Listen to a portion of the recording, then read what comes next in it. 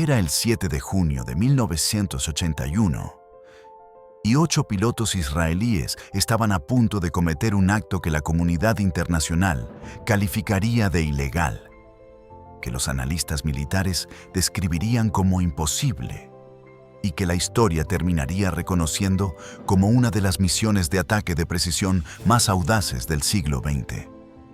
El objetivo era el reactor nuclear Osirak, a 20 kilómetros al sureste de Bagdad. La distancia desde las bases israelíes en el Sinaí era de más de 1000 kilómetros en cada dirección, cruzando espacio aéreo jordano, saudí e iraquí sin autorización, sin apoyo, sin posibilidad de rescate en caso de derribo. El margen de combustible era tan ajustado que los pilotos habían recibido instrucciones que ningún manual de vuelo contempla en circunstancias normales. Reducir la respiración profunda durante el vuelo de aproximación para disminuir el consumo metabólico y mantener la concentración sin encender sistemas auxiliares que drenarían los últimos litros de reserva. Llegaron a Osirak a las 17 horas 42 minutos, hora local. El reactor fue destruido en menos de 2 minutos. Todos los aviones regresaron a base. Lo que la mayoría de la gente ignora es que aquella misión no fue posible gracias a una táctica brillante ni a una ventana de inteligencia perfecta. Fue posible porque el avión que la ejecutó había sido diseñado desde su célula más básica, con una filosofía que rompía con todo lo que la industria aeroespacial occidental consideraba correcto en ese momento. Un avión que sus propios creadores describieron en los documentos internos de la Fuerza Aérea Americana como una herejía con alas. F-16 Fighting Falcon, la democracia del aire. Para entender por qué el F-16 fue una herejía, hay que entender primero el dogma que violó. A principios de los años 70, el pensamiento dominante en la industria de defensa americana sostenía que el avión de combate ideal era cada vez más grande, más caro, más complejo y más multifuncional. El F-15 Eagle, que comenzaba a entrar en servicio en esos años, era la expresión perfecta de esa filosofía. Un interceptor de superioridad aérea de 2 motores, con radar de largo alcance, aviónica de última generación y un coste por unidad que ya empezaba a hacer sudar a los contables del Pentágono. Si este tipo de análisis te interesa, suscríbete ahora. Cada semana descomponemos la ingeniería y la geopolítica detrás de las máquinas que moldean el mundo. Sin ruido. Solo el análisis que merece la complejidad del tema. Y entonces apareció John Boyd. Boyd no era un ingeniero en el sentido académico del término. Era un piloto de combate con una mente analítica de una ferocidad que sus superiores encontraban incómoda y sus subordinados encontraban transformadora. Su contribución teórica, la teoría del ciclo OODA, observar, orientar, decidir, actuar. Sostenía que en el combate aéreo la victoria no la determina el avión con más tecnología, sino el avión que puede completar ese ciclo de decisión más rápido que su adversario. Y para completarlo más rápido, necesitabas un avión que respondiera al piloto con una inmediatez casi neurológica. Un avión ligero, un avión con una relación empuje-peso que desafiara las convenciones. Un avión que, en el argot interno del grupo que Boyd lideró, llamaron Fighter Mafia, fuera un puro cazador y nada más. El F-16, que emergió de ese proceso de pensamiento, tenía una característica de diseño que, cuando se comprende completamente, hace que todo lo demás cobre sentido. Era intrínsecamente inestable, no como defecto, como decisión deliberada de ingeniería. Dale like si quieres que sigamos cubriendo este tipo de trade-offs en futuros vídeos. Nos dice exactamente qué contenido vale la pena desarrollar. Todos los aviones convencionales están diseñados para ser aerodinámicamente estables. Si el piloto suelta los controles, el avión tiende a recuperar su actitud de vuelo por sí solo, como una flecha bien equilibrada. Esa estabilidad tiene un precio: la inercia. El avión resiste el cambio de dirección porque su geometría está diseñada precisamente para no cambiar de dirección sin esfuerzo. El F-16, en cambio, fue diseñado para ser como un lápiz equilibrado sobre su punta. Técnicamente posible, pero que requiere corrección constante para no caer. En los años 70, eso era una locura. Un avión así era inmanejable para un piloto humano, cuyo tiempo de reacción neurológico es demasiado lento para hacer las correcciones necesarias a la velocidad a la que el avión quiere desestabilizarse. La solución fue el fly-by-wire, un sistema de control de vuelo completamente digital, donde los movimientos del piloto no mueven directamente las superficies de control, sino que envían señales electrónicas a un ordenador de vuelo que interpreta la intención del piloto, calcula las correcciones necesarias para mantener el avión estabilizado y mueve las superficies de control decenas de veces por segundo. El piloto no pilota el avión. El piloto le dice al ordenador a dónde quiere ir, y el ordenador hace que el avión inestable se comporte como si fuera un avión convencional, pero con una capacidad de respuesta que ningún diseño estable podría igualar.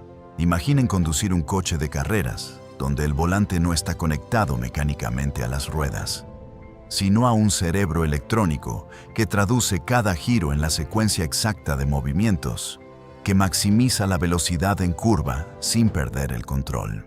Eso es el fly-by-wire del F-16.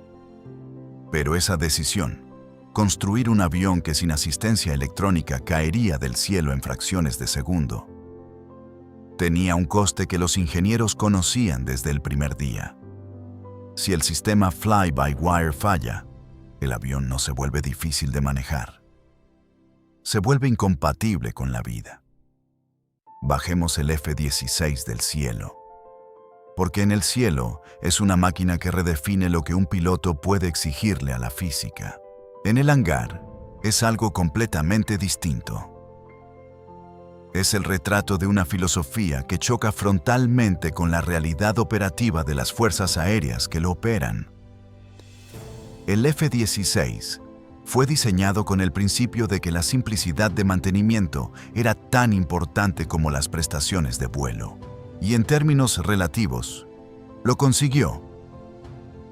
Su coste por hora de vuelo, que oscila entre los $25,000 y los $35,000 según la variante y el operador, es significativamente inferior al de sus contemporáneos más complejos. Para un avión de esas prestaciones, eso es una victoria de ingeniería que no debe subestimarse. Aquí tienes el enlace en la descripción a nuestro video sobre el F-15 Eagle, donde analizamos exactamente qué obtienes cuando decides no hacer estos sacrificios de diseño y construyes el avión sin límite de presupuesto. Es el contraste perfecto con lo que acabas de escuchar. Pero la simplicidad relativa tiene sus propios límites. El motor General Electric F-Jets vino o el Pratt & Whitney F-100 según la variante. Es un turbofán de una sola entrada que impulsa el avión con una relación empuje-peso que, en su configuración de post-combustión, convierte al F-16 en algo que se comporta más como un cohete con alas que como un avión convencional. Ese motor opera en condiciones térmicas que hacen que el trabajo de mantenimiento en sus etapas de turbina de alta presión requiera procedimientos que los técnicos describen con un respeto que roza la reverencia. Temperaturas residuales que persisten horas después del apagado, componentes que solo pueden manipularse con herramientas específicas para no contaminar las superficies con los aceites naturales de la piel humana, inspecciones boroscópicas que introducen cámaras en el interior del motor a través de accesos del diámetro de un dedo para detectar microfisuras invisibles a simple vista. Y luego está el piloto. El F-16 tiene una característica de cabina que es, simultáneamente, una de sus mayores innovaciones ergonómicas y una de las fuentes de mayor desgaste físico crónico en sus pilotos. El asiento está inclinado hacia atrás a 30 grados en lugar de los 90 grados convencionales. Esa inclinación distribuye la fuerza gravitacional durante las maniobras de alta G a lo largo de la columna y el torso, en lugar de concentrarla exclusivamente en la columna vertebral y los vasos sanguíneos del cuello. Permite al piloto tolerar cargas de G más elevadas durante más tiempo antes de perder la conciencia. Es una solución brillante a un problema fisiológico real. Pero 30 grados de inclinación durante misiones de varias horas, con el cuello girando constantemente para mantener la conciencia situacional en un espacio aéreo tridimensional, generan una fatiga muscular cervical acumulativa que los médicos de aviación registran en los pilotos de F-16 con una regularidad estadísticamente significativa. El cuerpo humano no fue diseñado para pasar horas en una posición que en tierra se describe como semi-reclinada, y en el aire se convierte en el único modo de sobrevivir a 9 veces la gravedad. En 1976, cuando el F-16 ganó el contrato de producción frente al F-17 de Northrop en la competición de cazas ligeros de la Fuerza Aérea Americana, el resultado no fue simplemente la elección de un avión, fue la elección de una doctrina, y esa doctrina, en los años siguientes, se exportaría a una escala que ningún otro avión de combate occidental había alcanzado antes. El mapa de operadores del F-16 es, en sí mismo, un documento de política exterior americana. Bélgica, Países Bajos, Dinamarca y Noruega lo adoptaron en los años 70 como parte de un esfuerzo de la OTAN por estandarizar capacidades entre aliados europeos. Israel lo recibió y lo sigue recibiendo en variantes actualizadas, como parte de la arquitectura de seguridad americana en Oriente Medio. Corea del Sur, Taiwán, Singapur, los Emiratos Árabes Unidos, Marruecos, Polonia, Rumanía. Cada transferencia del F-16 a un nuevo operador era, en la práctica, una declaración de alineamiento estratégico. No se vende un F-16 a un país con el que Estados Unidos no tenga una relación de confianza estratégica, porque el F-16 viene con acceso a redes de inteligencia, a piezas de repuesto que solo existen en la cadena de suministro americana, a actualizaciones de software que solo el fabricante puede certificar. Un país que opera el F-16 no solo opera un avión, opera una dependencia calculada. Si quieres entender a fondo cómo funciona esa arquitectura de dependencia estratégica en la transferencia de armas americanas, en la descripción tienes el enlace a nuestro análisis del programa FMS, Foreign Military Sales, que es el mecanismo legal y político detrás de cada una de estas exportaciones. Es uno de los vídeos más importantes que hemos publicado para entender la política exterior americana real. Esa arquitectura de dependencia tiene una consecuencia geopolítica que raramente se articula con claridad. Cuando un país aliado de Estados Unidos se enfrenta a una crisis de seguridad, la pregunta de si Washington apoyará militarmente esa crisis tiene una respuesta implícita en el hangar donde descansan sus F-16. El mantenimiento requiere piezas americanas. Las actualizaciones requieren certificación americana. Las municiones de precisión más avanzadas requieren códigos de software que solo Washington puede proporcionar. La soberanía operativa de un ejército que depende del F-16 tiene un límite estructural que ningún político de ese país puede cruzar sin consecuencias para su capacidad de defensa. El F-16 no es solo un avión, es una cadena de dependencia revestida de titanio y pintada con los colores de quien lo compra. Más de 4.700 unidades del F-16 han sido construidas desde que la primera salió de la línea de producción de Fort Worth en 1976. Ningún otro caza occidental de su generación se acerca a esa cifra. En este momento, mientras estas palabras se pronuncian, el F-16 está en servicio activo en más de 25 fuerzas aéreas alrededor del mundo. Está siendo modernizado con radares AESA de última generación. Está siendo entregado a Ucrania. Está siendo evaluado por naciones que nunca lo habían operado. A 50 años de su primer vuelo, sigue siendo relevante. Y sin embargo, el mundo que justificó su existencia, el mundo del combate aéreo tripulado como expresión suprema del poder militar, está siendo cuestionado por cada dron de ataque que completa una misión sin que nadie arriesgue su cuello en una cabina.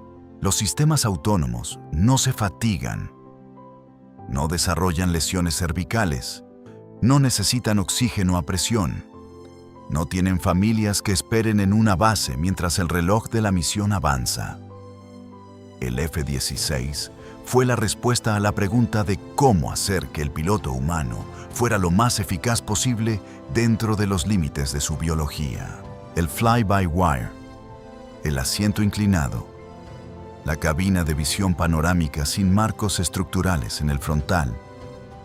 Todo fue diseñado para llevar al límite lo que un cuerpo humano puede hacer en el interior de una máquina de guerra. Esa pregunta sigue siendo válida. Lo que está cambiando, silenciosamente, es si alguien seguirá haciéndola. Porque la próxima generación de sistemas de combate aéreo no pregunta cómo hacer al piloto más eficaz. Pregunta si el piloto es necesario. Y cuando esa pregunta encuentre una respuesta industrial y económicamente viable, el F-16 y todo lo que representa pasará de ser un instrumento de poder a ser el último capítulo de una forma de hacer la guerra que comenzó sobre los campos de Flandes en 1915 y que quizás, en algún hangar sin nombre en algún desierto de Nuevo México, ya ha terminado. Si llegaste hasta aquí, ya sabes lo que encontrarás en este canal. El siguiente video está en pantalla y si aún no estás suscrito, este es el momento. No publicamos cantidad. Publicamos cuando tenemos algo que merece tu tiempo.